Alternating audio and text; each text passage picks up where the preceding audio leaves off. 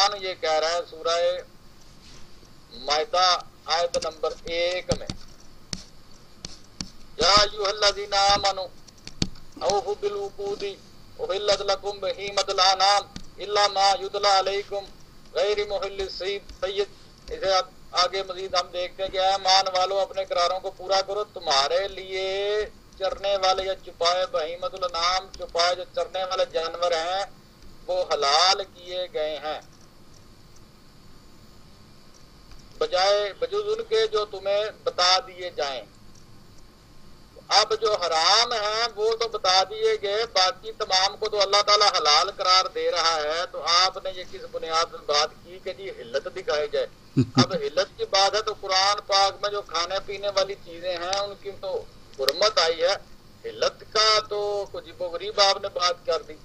اسی طرح ہم بات کرتے ہیں کہ آپ نے کہا جی کہ یہ ہمارے فقہاء نے بھینس کو حلال قرار دے دیا۔ میں نے یہ نہیں کہا کہ ہمارے فقہاء نے بھینس کو حلال قرار دیا ہے، تو پھر آپ نے پہلے ذرا غور کریں میں نے کہا کیا تھا۔ قرآن تو ہر جانور کو حلال کہہ رہا ہے، میری سنیں بات، قرآن تو چرنے والے ہر جانور کو حلال کہہ رہا ہے۔ پھر بھائی پھر تو ہاتھی بھی حلال ہو جائے گا۔ وہ تو قرآن کا اصول دیکھنا نا، تو پھر کیا ہاتھی کھانا کب سے شروع کریں گے آپ؟ پھر جناب اصول قرآن کا دیکھنا نہیں، اصول قرآن کا ہے تو پھر عمل بھی قرآن پہ کرے نا۔ اصول تو آپ نے بیان کر دیا، عمل نہیں بیان کیا بھائی۔ آپ نے کہا کہ آپ نے کہا ہے کہ بھینس حلال ہے جی، قرآن حدیث میں کہاں بھائی تو ہم نے بھینس کے متعلق میں وہی بات کر رہا ہوں کہ اللہ تعالیٰ کہہ رہا ہے کہ تمام جو چرنے والے جانور ہیں بہیمۃ الانعام وہ حلال ہیں، صرف جو حرام ہے وہ بتائے گئے۔ آپ نے یہ اصول ہی غلط بنایا، پہلے تو آپ نے یہ اصول ہی غلط بنایا۔ یا تو بھینس کی حرمت دکھائیں اور پھر ہم اس کا دودھ یا گوشت استعمال کر رہے ہیں تو پھر تو ہم جواب دیں۔ آپ تو قرآن کے خلاف جا رہے ہیں۔ قرآن کہہ رہا ہے کہ ہر جانور حلال ہے جب تک کہ اس کی حرمت کا آپ کو بتا نہ دیا جائے، اور آپ جو ہے وہ کہہ رہے ہیں کہ تمام جانور حرام ہیں جب تک کہ اس کی حلت کا پتہ نہ لگ جائے۔ یہاں پہ یہ فرق آ گیا نا، یہی ایک مسئلہ ہے۔ میں اب کچھ عرض یہی کروں؟ ایک مسئلہ ہے کہ آپ نے یہ بالکل ہی قرآن کے الٹ بیان کر دیا۔ قرآن کہہ رہا ہے کہ ہر جانور حلال ہے، جو حرام ہے وہ بتائے جائیں گے۔ آپ کہہ رہے ہیں کہ تمام جانور حرام ہے، جو حلال ہیں وہ بتائے جائیں گے۔ تو یہ ایک فرق آ گیا، یہ بالکل الٹ آپ نے قرآن کے بعد بالکل ہی الٹ کر دی، کوئی ملتی جلتی بات ہی نہیں۔ تو میں آپ کی ٹرن میں اس کی وضاحت آپ مجھے دے دیں گے کہ یہ آپ نے کس اصول کے تحت یہ بات کی ہے۔ مزید اس سلسلے میں جناب ابھی تک آپ نے تقلید جو آپ کرتے ہیں اس پہ مجھے کوئی بھی ایسی دلیل نہیں دی کہ جسے میں مان جوں کہ تقلید کرنی چاہیے۔ اب تو میرا ٹرن ابھی شروع تک ہو۔ جناب اس سلسلے میں آپ نے کوئی دلیل نہیں دی کہ تقلید کرنی چاہیے، جب مجھے پتہ ہی نہیں لگے گا کہ آپ کے دلائل کیا ہے تقلید کرنے کے۔ ابھی تک تو صرف آپ مجھے کہانیاں سنا رہے ہیں۔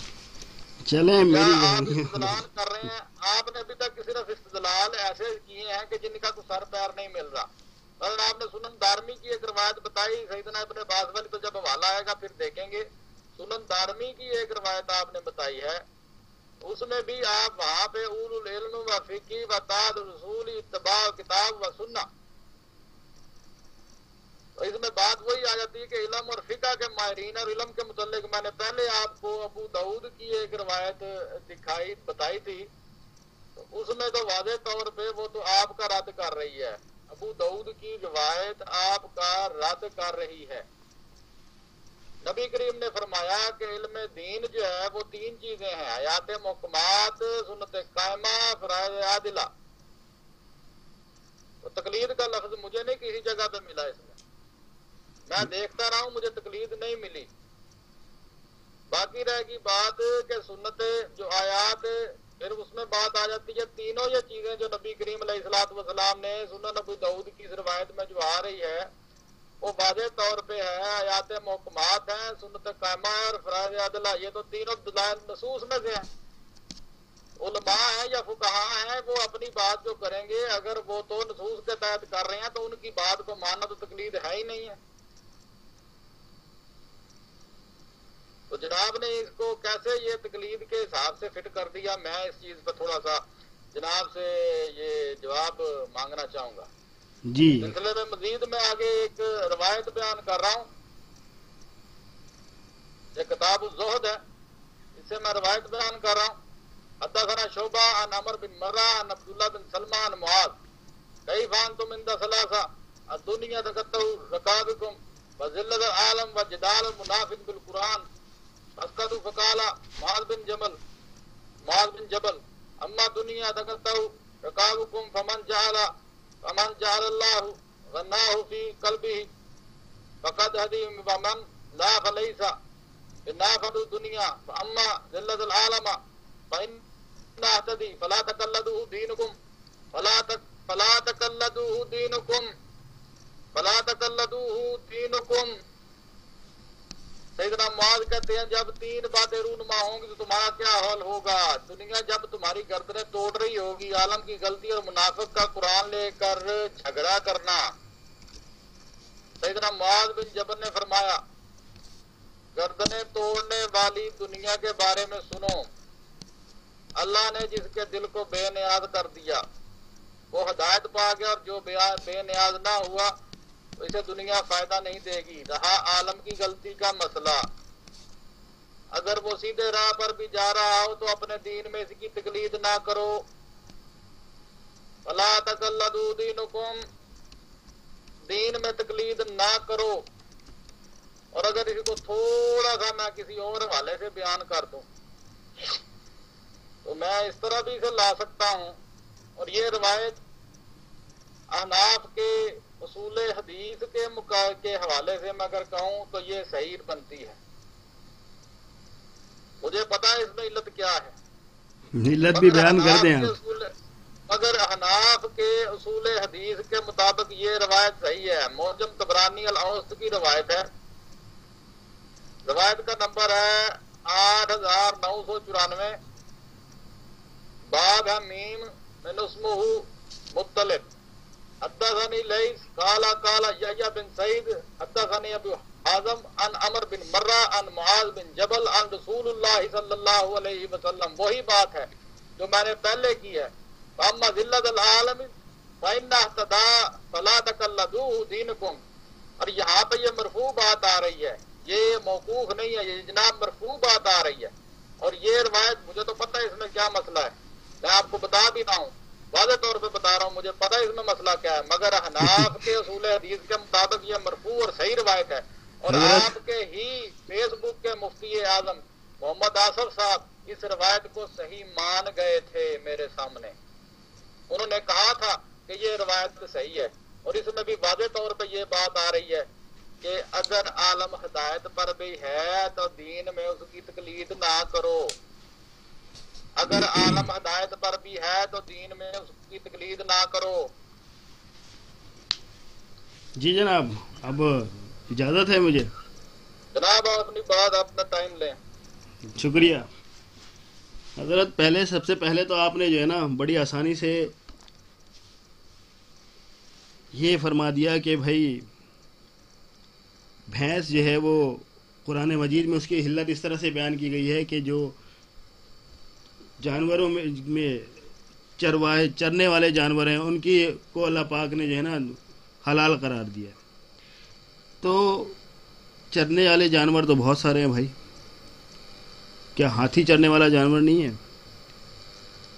پھر اس کو بھی حلال مان کر اس کے اوپر جو ہے پھر اس کو صفایا کریں پھر اس کا، ٹھیک ہے جناب۔ اور بھی بہت سے جانور ہیں جو صرف چرنے والے ہیں، تو پھر ان کو کیوں نہیں حلال سمجھ کر کھایا جاتا ہے؟ صرف گائے، بھینس، بکری، بھیڑ، میڑا، اونٹ، انہی پہ اکتفا کیوں کیا گیا؟ ٹھیک ہے بھائی۔ دوسری بات یہ کہ آپ جو ہے بڑی آسانی سے جو ہے بھینس کا لفظ جو ہے وہ جاموس کا، وہ تو آپ نے کہا کہ قرآن مجید میں واضح طور پہ اس کی دلیل نہیں ملتی، لیکن قرآن مجید میں کیونکہ چرنے والے جانوروں کا، چوپاہوں کا جو ہے ذکر ہے، تو آپ نے اس سے دلیل پکڑ لی کہ پھر اس طرح سے سارے جانور حلال ہو گئے۔ تو بھائی یہاں تو آپ نے بڑی آسانی سے بھینس کا جو ہے لفظ قرآن مجید میں نہ پا کر اس سے دلیل پکڑ لی کہ سارے جانور حلال ہو گئے۔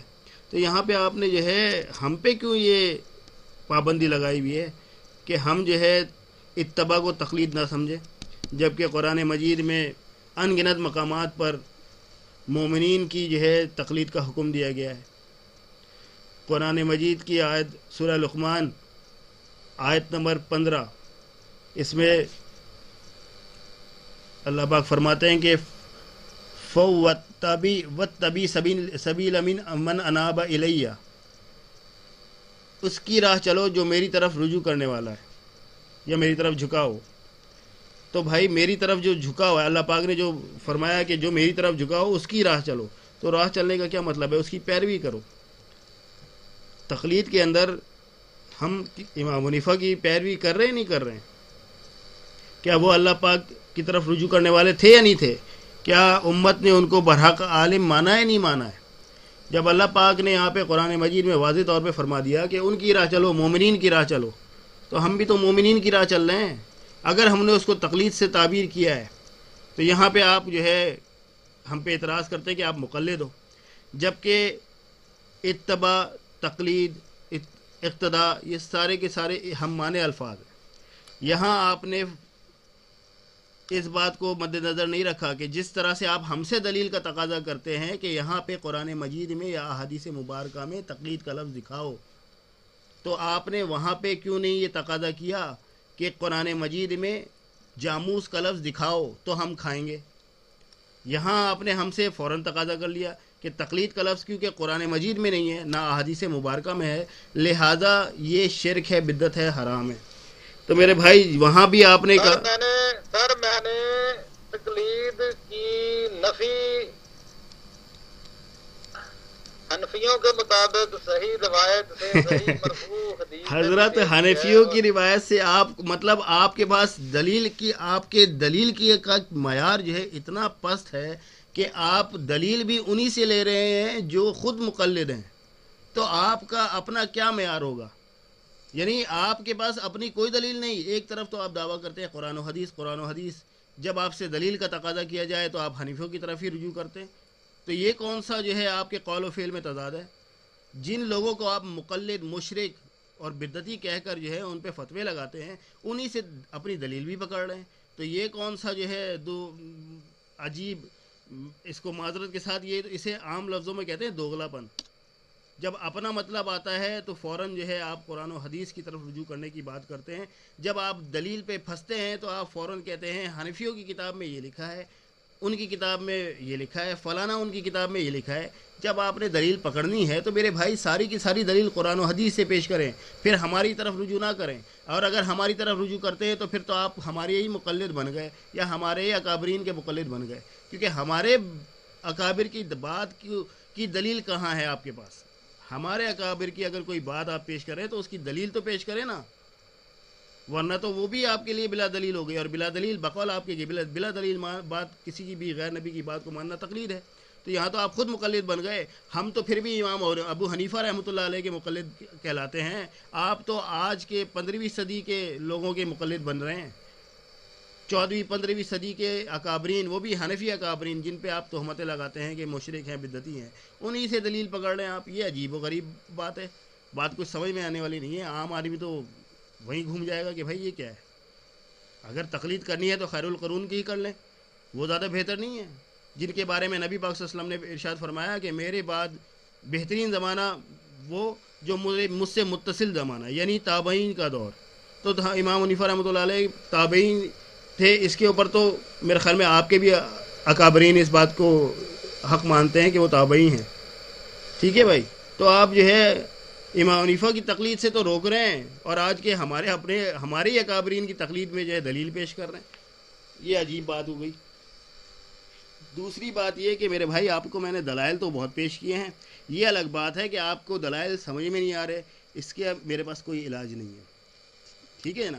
جس طرح سے اگر کوئی پان والا جو ہے نا وہ کہتا ہے کہ H2SO4 کا اس کو فارمولا بتاؤں، اور میں اس سے کہوں کہ یہاں جو H2 ہے نا اس سے H2O ہے، اس سے مراد پانی ہے، تو وہ بولے گا وہ بھائی پاگل ہو گیا کیا، پانی تو گلاس میں ہوتا ہے، H2SO4 یہ کہاں سے پانی ہو گیا، یا اس میں ہائیڈروجن ہے، بولے گا ہائیڈروجن کیا ہے، یہ کون سی مخلوق کا نام ہے۔ تو میرے بھائی مثال بالکل اسی طرح سے ایک عام آدمی کی اور مجتہد کی بنتی ہے۔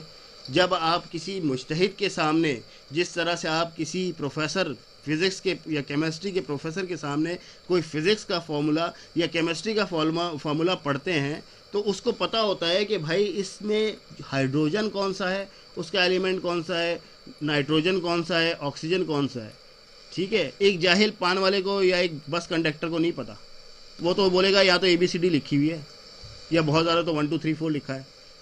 اسی طرح سے جب ایک عالم کسی قرآن و حدیث سے مسائل استنباط کرتا ہے تو وہ مسائل اس کی سمجھ میں تو آ سکتے ہیں کیونکہ وہ عالم ہے، اس کے پاس علم ہے، قرآن و حدیث کا علم ہے، ان کو سمجھنے کا علم ہے. ایک جاہل آدمی کے پاس کیا علم ہے؟ جس کو عربی تک نہیں آتی وہ کیا سمجھے گا کہ یہ جو ہمارے مجتہد نے دلیل پیش کی ہے اس کی کیا پلے پڑے گی؟ تو میرے بھائی ہمارا ماننا یہی ہے کہ دلیل کا ہمارا تقاضا نہ کرنا یہ اس لیے نہیں ہے کہ ہمارے مجتہد کے پاس دلیل نہیں ہے. اس کا مطلب یہ ہے کہ کیونکہ ایک مقلد اس کے پاس علم نہیں ہے، وہ اس دلیل کو سمجھنے سے قاصر ہے، لہذا مجتہد اس کے سامنے دلیل جو ہے وہ پیش نہیں کرتا، اور مقلد اس بنا پر اس کی تقلید کرتا ہے کہ کیونکہ وہ مجتہد ہے، اس کے پاس علم ہے، قرآن و حدیث پر دسترس ہے، لہذا اس سے وہ دلیل کا تقاضا نہیں کرتا، کیونکہ وہ اس حسن ظن کے اوپر اس کی دلیل کو چھوڑ دیتا ہے کہ اس کے پاس اس بات کا یا اس استدلال کا کوئی نہ کوئی جواب ہوگا، کوئی نہ کوئی دلیل ضرور ہوگی، جبھی تو اس نے مسائل استنباط کیے ہیں، ورنہ پیٹ سے تھوڑی گڑے ہیں. ٹھیک ہے. یہ تو آپ کی ایک بات کا جواب ہو گیا. دوسرا یہ کہ میرے بھائی آپ جب ہم سے تقاضا کرتے ہیں نا کہ ہر چیز کو ثابت کرے قرآن و حدیث سے، قرآن میں اگر جاموس کی حرمت نہیں ہے لہذا وہ حلال ہے، تو میرے بھائی اسی طرح سے ہم بھی آپ کو دلیل پیش کرتے ہیں کہ کیونکہ قرآن مجید میں تقلید کی حرمت نہیں ہے اس لیے تقلید حلال ہے. سمجھ میں آئی بھائی؟ نہ قرآن مجید میں تقلید کی حرمت ہے، نہ احادیث مبارکہ میں کہیں ملتی ہے. ٹھیک ہے. میں حضرت میں اس حدیث کے اوپر ابھی آتا ہوں، آپ بے فکر رہیں، وہاں پہ بھی آتا ہوں. میں مطابق صحیح حدیث دی ہے، اور اگر آپ کہتے ہیں تو میں آپ کے مفتی اعظم فیس بک کا وہ کمنٹ بھی دے میرے بھائی میں کسی مفتی اعظم فیس بک کو نہیں جانتا، ورنہ بعض لوگ تو مجھے بھی مفتی اعظم مانتے ہیں، تو کیا میں مفتی اعظم ہو گیا؟ میں تو خود اپنے آپ کو جو ہے ایک عام آدمی مانتا ہوں. مجھے کوئی مجتہد مان لے یا مجھے مفتی اعظم مان لے تو اس میں میرا کوئی قصور نہیں ہے. ٹھیک ہے نا. اگر آپ نے مفتی اعظم آصف صاحب کو مانا ہے تو اس میں آپ کا قصور ہے، ان کا نہیں ہے. ٹھیک ہے جناب.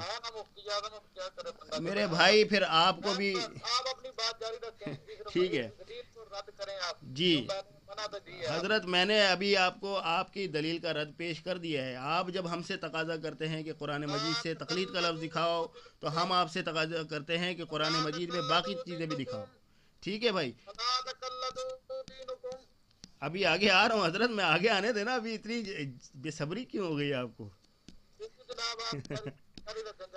جی. اب آپ نے اس کے بعد آخر میں آپ نے پیش کیا حضرت معاذ بن جبل رضی اللہ عنہ کہ جو ہے ان کا قول پیش کیا ہے. ٹھیک ہے جناب. جناب آپ نے مقطوع دی ہے، ابھی مرفوع نہیں دی ہے. مرفوع دی ہے تو مجھے دوبارہ آپ بیان کر دیں کہ مرفوع حدیث کون سی ہے. مرفوع کون سی حدیث آپ نے پیش کی ذرا مجھے بتائیں.